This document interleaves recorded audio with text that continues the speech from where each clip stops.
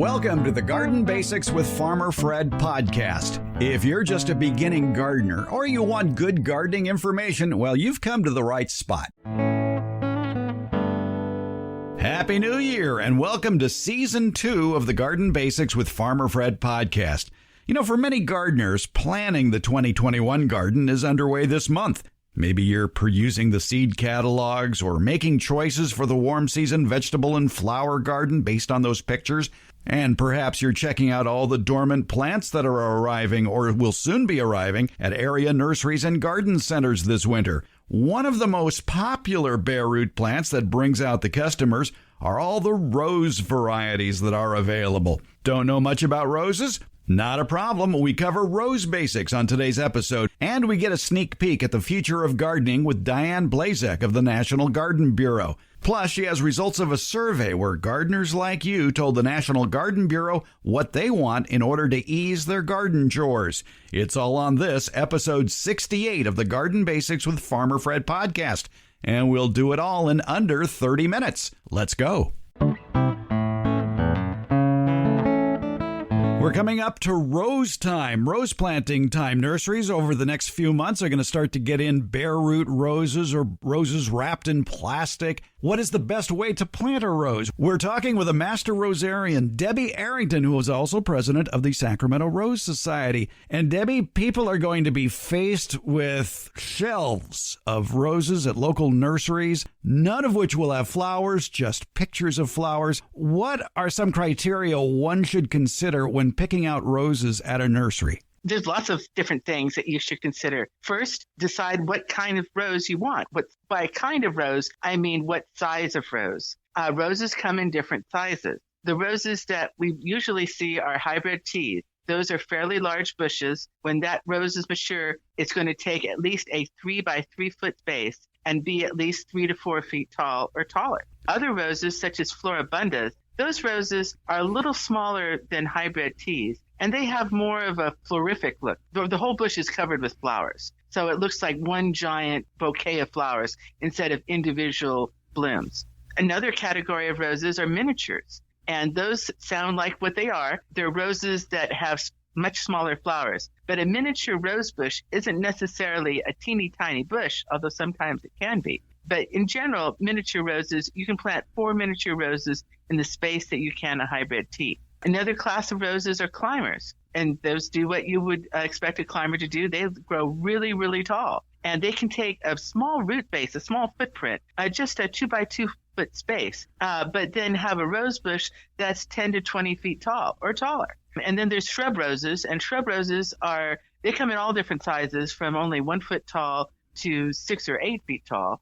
But shrub roses are roses that tend to grow into hedges, where they have very dense structure, where the nodes, the distance between one leaf joint and another, is very, very short. And the aspect about shrubs that's appealing to homeowners and gardeners is that they make excellent landscape plants that can be cut with hedge clippers. Instead of careful pruning, you can just whack them with a hedge clipper and make it into whatever shape or size you want. So those are the basic types of roses that you'll be finding at the nursery. So first consider what kind of rose you want and what you want that rose to do. Do you want that rose to be a centerpiece in your garden? Then choose a hybrid tea. If you're looking for something that's going to be along a fence line where you want several plants, then look for shrub roses. If you want something that has lots and lots of flowers, then a floribunda. And if you have a wall or a trellis or an arbor that needs something tall but with flowers all over, then choose for a climber. And I would think, too, that if all people have is a sunny patio, then miniature roses in containers would be fine. Yes, miniatures work wonderfully in containers. And with people with smaller gardens and or maybe no actual soil at all, where all they have is a patio, miniatures are perfect for that because they are very happy in a container. One question that usually gets asked while couples are shopping for roses is, where are we going to put this? And I think a lot of people forget that roses like full sun. Well, they do. And ideally, you want them to have at least 5 to 6 hours of sun a day. The caveat on that is they prefer their sun in the morning to the afternoon. And in Sacramento, that can be problematic. If you put it in a spot where that 6 hours of sun is all coming in the afternoon, the rose is going to fry. It gets too hot. They would much rather have an east-facing exposure where their sun is coming in the morning. Now, for those listening who aren't in Sacramento, who may be either in a colder climate or back east, there are other things to consider when planting roses, and I think one of those, especially back east, might be Japanese beetles. Yes, and fortunately, knock on wood, Japanese beetles aren't a problem in the Sacramento area. Japanese beetles do tend to devastate roses. They attack the flowers and buds, which is what you grow roses for, is for their flowers. So Japanese beetles quite often will live in lawns, and so planting the roses right next to the lawn can be problematic. It's better to give them some sort of buffer zone between them and the lawn. Do Japanese beetles prefer one color of rose over another? That's a good question. Several beetles, like Hoplia beetles, tend to go for lighter colored roses, particularly white and yellow roses. And thrips also go for lighter colored flowers. But with the Japanese beetles, that's kind of up in the air. I think they will eat anything, basically. One thing people may see when shopping for roses, especially if you're shopping at a big box store, are roses that are wrapped tightly in plastic, but they will have a number on them, a grade number. And Debbie, what do those grade numbers refer to? The grade numbers refer to the size and the healthiness of the bush that you're buying. And it was set up by the American Association of Nurserymen, and they have 3 grades for rose bushes in bare root. There's grade 1, grade 1.5, and grade 2. And what that means, with grade 1 is your best. And those bushes are big and healthy and strong bushes. And those bushes are going to be at least 3 years old and have strong canes. And by strong canes, those are the branches that the new growth is going to come out on. And on a grade 1 bush, they must have 3 or more strong canes, and at least 2 of them have to be 18 inches long. And the canes have to be well spaced around the bush, where they're not all leaning on one side or the other. But they're ideally, you want the bush to look like a hand that is holding a ball, but without the ball in the middle. Hybrid teas and grandifloras, the canes should have at least 3 strong canes, and at least 2 of them are 18 inches long. With floribundas, which are a little smaller, they also need to have at least 3 strong canes, but the canes only need to be 15 inches long. Polyanthas, which is another class of roses, a lot of shrub roses, are close to polyanthas. Those have to have 4 or more canes, at least 12 inches long. And climbers and ramblers have to have canes that are at least 24 inches long. And basically what that's telling you is this is a big, strong, healthy bush that's raring to go with a lot of growth potential. Now, grades 1.5 and grade 2 would be like you would assume, where they don't quite meet all those standards. In hybrid teas, they might be 15 inches long instead of 18 inches long. And in climbers, instead of 2 feet tall canes, they might only have 2 canes that are 18 inches long. And grade 2 is all classes where they have just 2 canes 12 inches long. Basically, what you're saying with the grade 2s is that it might grow, but it's not going to be as good a bush as one that's a grade 1. And that's why you might find grade 2s at a cheaper price, and cheaper price is no indicator of quality. Yes, it might still be a good bush, but at this moment in time, it's not the size of bush that you want. Exactly. People, when they buy these roses, now a lot of nurseries, the better independent nurseries, will usually pot up the roses, so that makes it easy to transplant. However, if you're buying your roses at a big box store, they're going to be wrapped up in plastic. You're not going to be able to see what's in there other than sawdust and some roots. What should people do to ensure that it is planted correctly when they get it home? Well, the first thing to do is take it out of the plastic and hydrate it, because those bushes were dug, the ones that we're seeing in stores in late December and January, those bushes were dug up out of the ground in October and November. And so they've already been out of their element for a long period of time. And so what you need to do is rehydrate the bush. And so you take all the straw and sawdust off of it, and you put it in a bucket of water where the roots are totally submerged. And sometimes if the bush seems really dry, take out a tub or something large enough for you to submerge the entire bush and just put the whole thing in there in water and let it soak overnight. If it doesn't look like it needs that much extreme, just make sure that you get the roots soaked overnight. And that way it will rehydrate the bush and make it a lot healthier, when you're planting. Now look at those roots. The bush underneath the ground should resemble the bush above the ground. Like we want to have, 3 strong canes above ground. You want to have 3 strong roots below ground. And quite often when they're packaged up in plastic like that, the roots get broken or scarred or all twisted around and really damaged. And so what you want to do is you want to cut off any broken roots, take off those areas that are broken, and to make sure that the roots look nice, where they're going to be nice and healthy and be able to support the plant. And so you cut off the damaged areas, hydrate it, and then you get ready to plant it in the ground or in a container. And again, sunny locations are best, although there are a lot of, shall we say, slightly shade-tolerant varieties of roses, aren't there?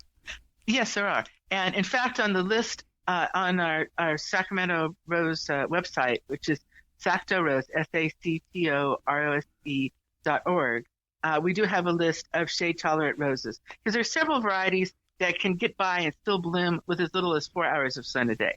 SactoRose.org is the website, and besides information, lots of great pictures of roses there, too, to help you make your decisions when it comes to getting roses. Yes, and a good website to look up for information about rose varieties is the American Rose Society website at rose.org. Rose.org. You're going to see some cheap roses in the stores that are non-patent roses. The non-patent roses are roses that were released more than 27 years ago. That's the current patent time for roses in the U.S. And when a rose is released, a named rose is released, the company that releases it has its patent for 27 years. And during that time, whenever that rose is replicated, whenever it is grafted and new roses made, and new roses sold, that variety, that company gets royalties. They earn some money off of it. Well, after that time period is up, anybody can propagate that rose and sell it as that named rose and not pay the originator any royalties. So those are called non-patent roses, and you see them at huge discounts, particularly at big box stores and supermarkets and other places like that, because anybody can make money off that rose now and sell it, as their own plant without giving any royalties. And that really is an incentive to nurseries that want to sell roses to sell these older varieties, because there's no middleman there. They can just go their own propagation, do their own grafting, and sell it themselves. And so it allows you to find some many great older varieties, such as Queen Elizabeth, the original grandiflora. That was introduced in the early 1950s, I think 1953 or so. That rose is widely available. Mr. Lincoln, another wildly popular rose, former All-American winner, deep red rose, beautiful scent. You can find those all over the place because it's a non-patent rose. And so you can find those roses at a deep discount. And it's not because they're an inferior bush necessarily. It's just they no longer have to pay royalties. And so it becomes a bargain rose. So if you're looking for a bargain rose at a nursery, check out the non-patented varieties. Several of them are award-winning roses. Yes. Well, we learned a lot about roses today from Master Rosarian Debbie Arrington, who's president of the Sacramento Rose Society. Debbie, thanks for giving us the word about roses. You're welcome. The Garden Basics with Farmer Fred podcast has a lot of information posted at each episode. Transcripts, links to any products or books or websites mentioned during the show, and other helpful links for even more information. Plus, you can listen to just the portions of the show that interest you. It's been divided into easily accessible chapters. Plus, you'll find more information about how to get in touch with us. Maybe you could leave an audio question without making a phone call. You can do that at SpeakPipe. That's speakpipe.com. It's easy. Give it a try. And you just might hear your voice on the Garden Basics podcast. If you're listening to us via Apple Podcasts, put your question in the ratings and reviews section.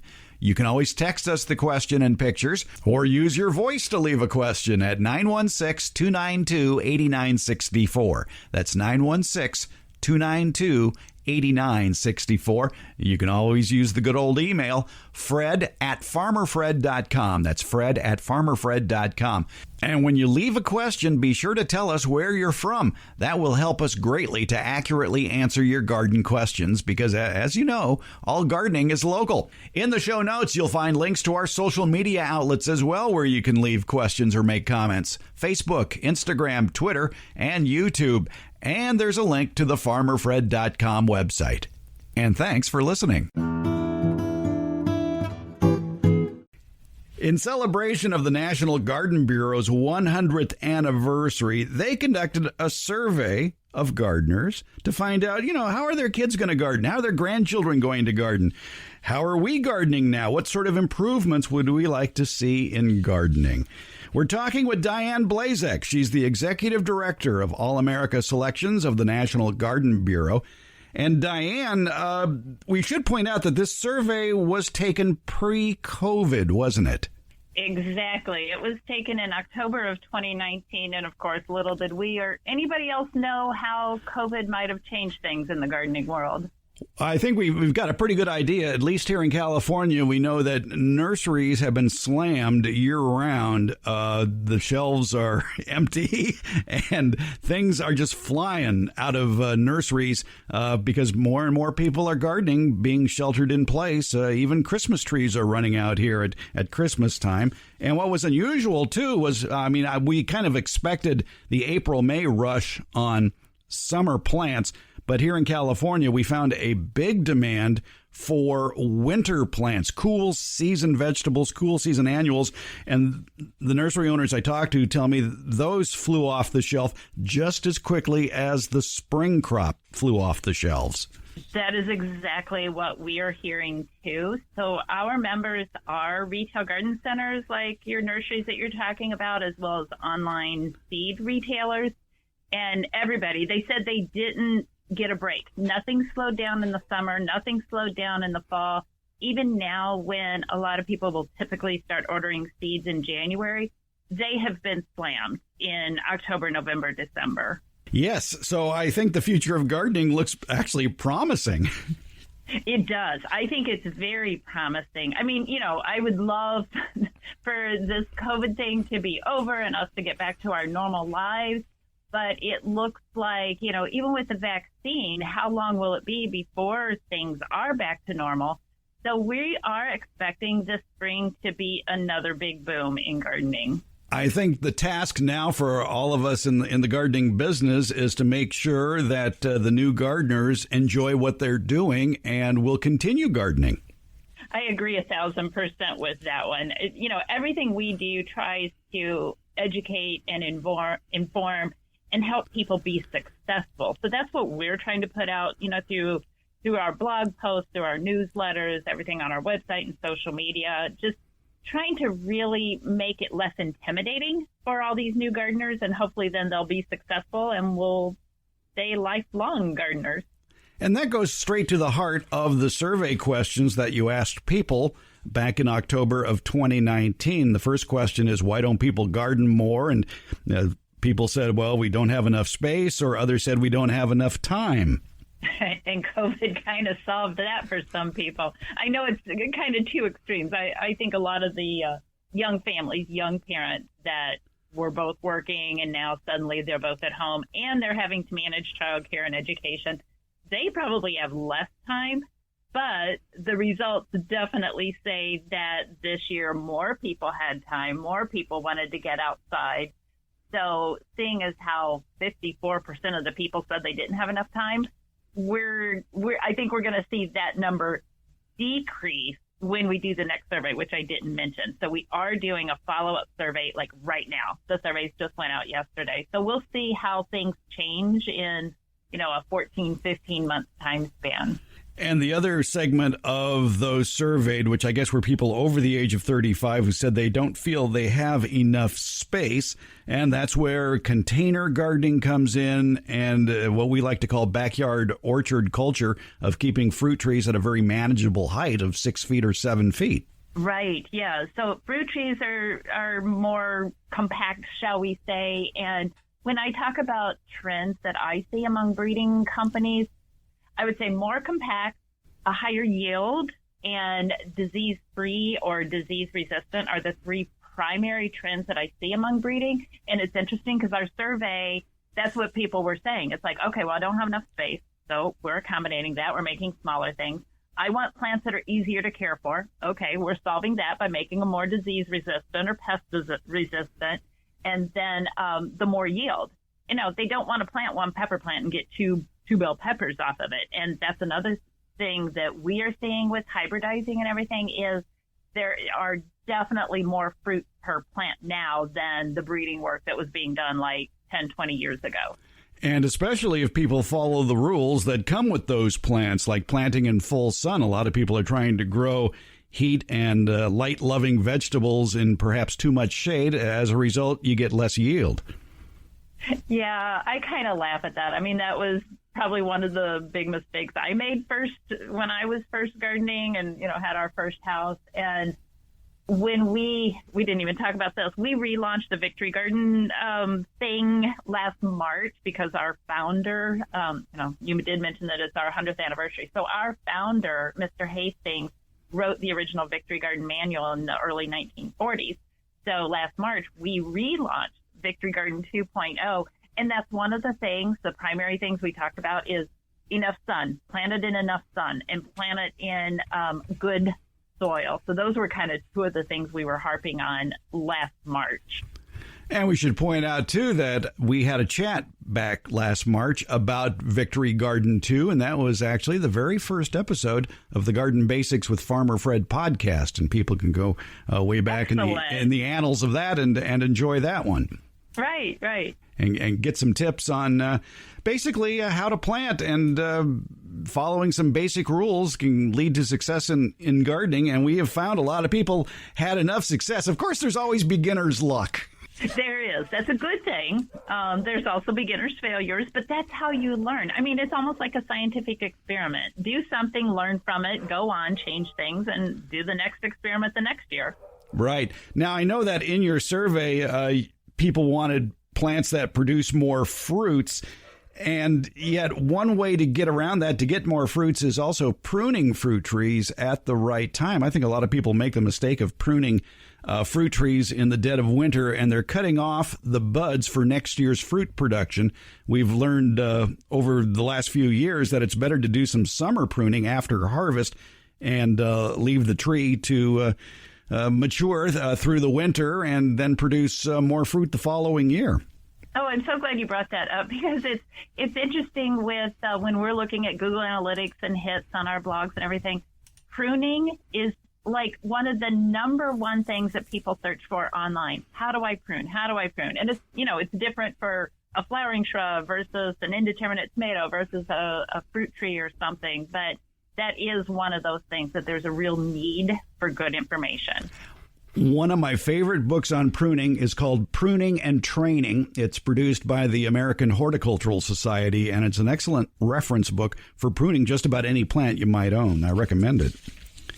Oh, that's a good recommendation. In your survey, you also asked which sources of gardening information are used. And as you might expect, older people prefer either face-to-face information or written information, and younger gardeners are going to the internet. Absolutely, yeah. We do a lot of advice giving, like to garden retailers, to nurseries and everything. And one of the big things that we're doing this coming year is helping them establish or refine their online presence, because you have to have it. And a lot of the nurseries and garden centers found it this past year. If they weren't selling online, they suddenly had to because of the restrictions that were put in place. So not only do they need a website where people can order online, but they also need to be on social media so that the younger set, their younger customers, can interact and learn from them and kind of understand who this garden center is and that they are a really good source for information. And, of course, even us oldsters are in the Facebook, Twitter, Instagram, Pinterest habit as well. Absolutely, yeah. So it's not like it's just for your younger customers. I mean, there are those of us who are over a certain age who certainly use all those social media and online accounts too. Another question on your survey, you asked people, well, what do you want to grow indoors? And the Great Indoors, great place to have a little garden. And what were their responses? Well, they definitely want to grow herbs, which does not surprise me because a lot of people already are. Part of the surprise is that vegetables and fruit weren't further up. I think maybe they weren't thinking too far outside the box. But so what consumers said they wanted to grow more indoors was herbs and tropical foliage or houseplants, which I think they already are. Then it went to flowers, then vegetables and fruit. And we've done a lot of segments on the Garden Basics podcast about growing edibles indoors, and it doesn't take much, a sunny window, and basically keeping the plants small like microgreens or baby greens, and those can succeed very well if they're in the right location. Exactly. And my hope is, if you really go out and Google futuristic gardens or indoor gardens or something like that, you see some really cool lighting apartments or appliances or something like that. I mean, some are as large as a refrigerator. Yes. And you really would be able to grow more of your own produce with some of these indoor things. Of course, at this point, they're cost prohibitive and probably size prohibitive. As expected, one of the survey questions related to automation of the garden, about what sort of gadgets would you like to see available for the future. And we're starting to see that in the world of commercial agriculture. And so it's just a short hop into the home garden for things like soil moisture sensors.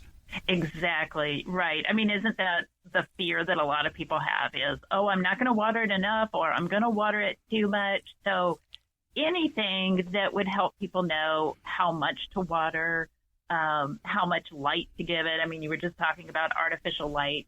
So, could there be a way to program, I'm growing basil, so how much light do I need? I'm growing some miniature peppers in a container, so how much light do I need? And that's in looking at these survey results and reading some of the responses, and then you're right, knowing what the commercial industry is using, especially a lot of these big indoor farms, I think we're going to see that transition over so it's affordable for the homeowner and, the home gardener so that they can use those same types of tools to make them more successful. And we're also seeing in commercial agriculture as well soil sensors that take measurements of the nutrients in the soil. So that, too, will probably be coming to home gardening within a decade.